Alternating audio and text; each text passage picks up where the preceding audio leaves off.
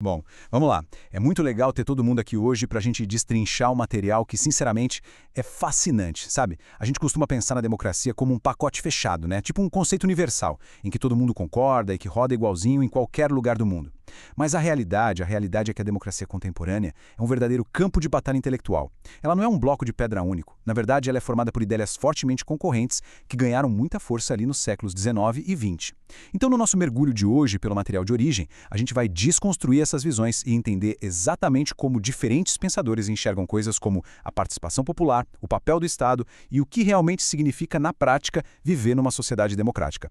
E para organizar essa nossa análise de hoje e garantir que a gente seja totalmente imparcial, o nosso roteiro passa por 4 pontos fundamentais. Primeiro, as raízes do liberalismo democrático. Em seguida, a gente analisa a perspectiva e a crítica socialista. Depois, vamos falar do pluralismo de Robert Dahl. E para fechar, aquele debate intenso entre o elitismo e a participação direta. Então, bora direto para o nosso primeiro ponto, as raízes do liberalismo democrático. Olha só, lá no século XIX, para a galera da perspectiva liberal, o grande objetivo da democracia não era fazer todo mundo viver focado em política o tempo inteiro. O foco principal era outro, criar um verdadeiro escudo contra o próprio Estado. Era sobre limitar o poder do governo para proteger os direitos individuais da galera, direitos econômicos, religiosos, de propriedade, tudo isso. O Alexis de Tocqueville, que é um nome de peso nessa corrente, trouxe um alerta muito interessante. Ele dizia que o reconhecimento da igualdade poderia, de um jeito meio paradoxal, acabar isolando as pessoas.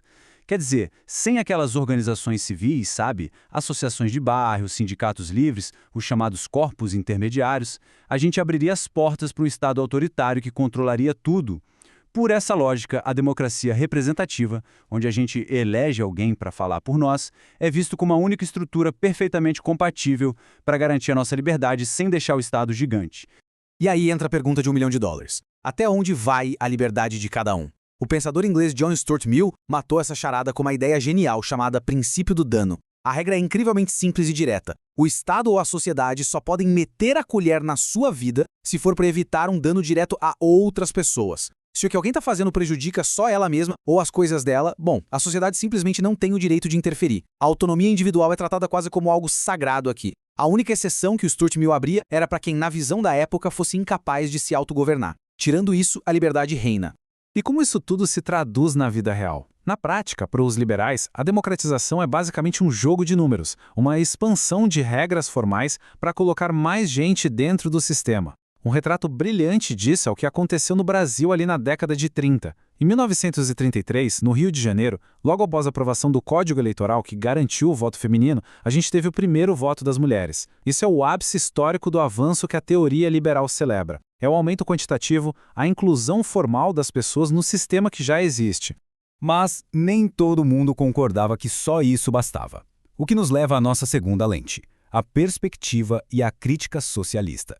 Imagina um choque de realidade brutal no século XIX, com todas aquelas desigualdades econômicas geradas no comecinho do capitalismo industrial. Isso causou um racha gigantesco na filosofia. Olha a diferença. Para os liberais, o sufrágio universal, o fato de todo mundo poder votar, era a linha de chegada, missão cumprida, sabe? Para a doutrina socialista, o voto universal era literalmente só o ponto de partida. Era um passo válido, claro, mas fundamentalmente insuficiente para resolver a desigualdade da sociedade. E por que só o voto não dava conta do recado? É exatamente aí que entra a crítica profunda de Karl Marx e Friedrich Engels. O argumento central deles era que o próprio sistema capitalista é o motor dessa desigualdade. Eles diziam, legal, lutar pelo direito ao voto é importante, mas o poder enorme do capital privado acaba restringindo as escolhas políticas reais da sociedade. Ou seja, na visão deles, não dá para ter um governo genuinamente democrático se a economia for controlada por poucos. O liberalismo, segundo essa crítica, cria uma igualdade de papel. Você é igual na cabine de votação, mas essa igualdade desaparece completamente quando você volta para o mundo real e encara o abismo do poder econômico. Tá, e como eles propunham resolver isso? Na virada para o século XX, teóricos importantíssimos como a Rosa Luxemburgo e o Antônio Gramsci tentaram desenhar uma saída. Eles chegaram à conclusão de que o verdadeiro poder já nem estava mais tanto lá no Estado, mas nas mãos das corporações, nas grandes empresas. A solução? Transferir o controle político direto para onde a riqueza realmente é gerada, o local de trabalho. A ideia era criar os chamados conselhos operários. Nessas estruturas, A figura abstrata do cidadão eleitor dá lugar ao trabalhador real, de carne e osso, que passaria a ter controle ativo e direto sobre as decisões econômicas e sociais. Dando um salto temporal, agora, para a segunda metade do século XX, vamos para nossa terceira lente, o pluralismo de Robert Dahl. O cientista político Robert Dahl fez uma coisa muito interessante. Ele meio que deixou de lado aquela filosofia abstrata de como o mundo deveria ser e foi olhar para o mundo empírico, ou seja, para o que realmente acontece. Para conseguir medir a democracia na prática, ele criou um conceito brilhante chamado poliarquia. Para um regime ser considerado uma poliarquia, ele precisa gabaritar 2 requisitos fundamentais ao mesmo tempo. Primeiro, participação política. Tem que ter gente com direito de votar, opinar e se organizar. Segundo requisito, contestação. Tem que existir uma competição real, justa e aberta pelo poder político. E a grande sacada dessa teoria é justamente a matriz que ele criou cruzando essas duas coisas. Pensa comigo, não tem disputa de poder e o povo não participa? Hegemonia fechada. Ah, o povo até participa um pouquinho, mas a disputa pelo topo continua proibida? Hegemonia inclusiva. Agora se inverte. Se a elite política vive brigando pelo poder entre si, mas o povo não apita nada, aí o Dahl chama isso de oligarquia competitiva. É somente quando a gente consegue turbinar os dois lados, muita disputa pelo poder e muita participação popular, que a gente atinge a poliarquia, que é basicamente a tradução do que a gente chama de democracia moderna. Caminhando para o nosso último ponto, vamos analisar um choque intelectual absurdo que marcou o século XX, o embate direto entre o elitismo e a participação direta. É quase como um ringue, viu? De um lado, a gente tem o economista Joseph Schumpeter, com uma visão que é incrivelmente cínica. Para ele, essa história de que o povo busca um bem comum super racional é pura ficção. Ele argumentava que as massas são super fáceis de manipular e irracionais quando o assunto é política. Então, para ele, a democracia é só um sistema técnico, um botão que a gente aperta para escolher qual elite vai comandar tudo.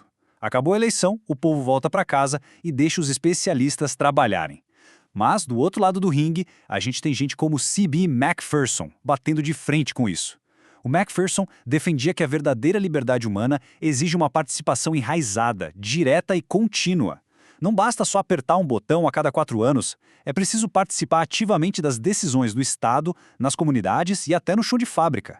E depois dessa viagem toda pelas nossas origens, pelas críticas socialistas, pela matriz empírica do Dahl e pelos embates sobre o papel do cidadão, a gente esbarra nessa pergunta provocativa. Afinal, será que a democracia formal, só com regrinhas e eleições de tempos em tempos, dá conta de garantir a verdadeira igualdade na nossa sociedade? O nosso material de origem mostra de forma cristalina que esse debate está vivíssimo. Essas teorias do passado não ficaram nos livros. Elas continuam disputando espaço e tentando explicar os nossos dilemas atuais. Fica aí essa pulga atrás da orelha para a gente pensar. Muito obrigado por acompanhar mais esta explicação e a gente se vê na próxima.